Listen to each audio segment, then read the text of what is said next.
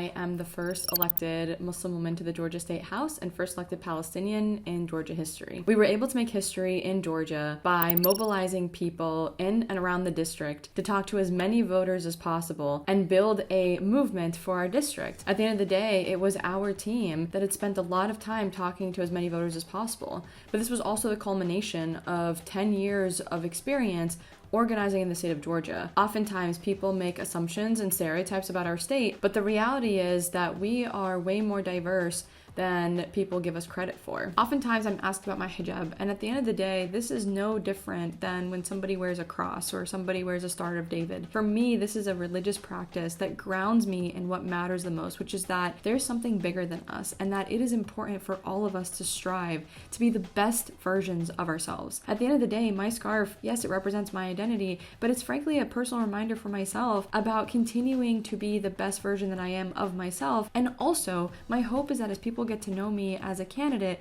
they get to see that this is somebody who really cares for them. This is somebody who is grounded and who is frankly trying to fight for both the soul of the party and trying to fight for the soul of our country. Again, right now, special interests and corporations are taking everything from us. Even those of us who, there are people who own small businesses who might be even well off, but they're starting to struggle. And that's because we give so much to these large corporations. And so for those who kind of struggle with identity, with how to present themselves, I always tell people that it is very difficult to be somebody you're not. It is very difficult and takes up a lot of time to pretend to be something you're not. And so for me, I show up authentically, and look, our district isn't majority Muslim or majority Arab. It's actually representative of the state of Georgia. It's about 30% Black, 30% white, 17% Asian, 17% Hispanic, and sort of everybody else. And so I like to remind folks that at the end of the day, yes, this is a symbol that means different things to different people, but for me personally, it has been,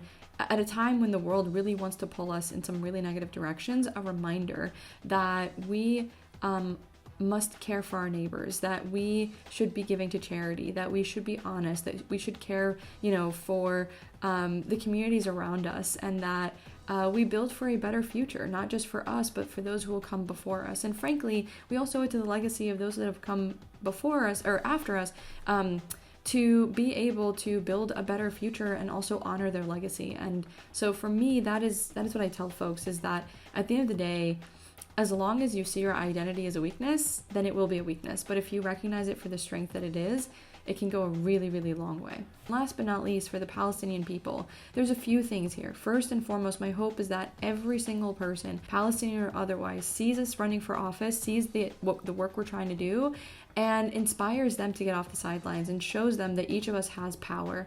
The second thing that I hope it does is that right now on our books in Georgia, there are quite a few laws, including an anti-boycott law, specifically focuses on banning boycotting the state of Israel, even though we don't ban boycotting the United States, we don't ban boycotting the state of Georgia. That to me is unacceptable. And so if I'm governor, the things that I will do is, one, veto bills that infringe on our rights, but two, make sure that our state is one that protects people's rights and one that actually values the safety and security of all Georgians, regardless of their identity.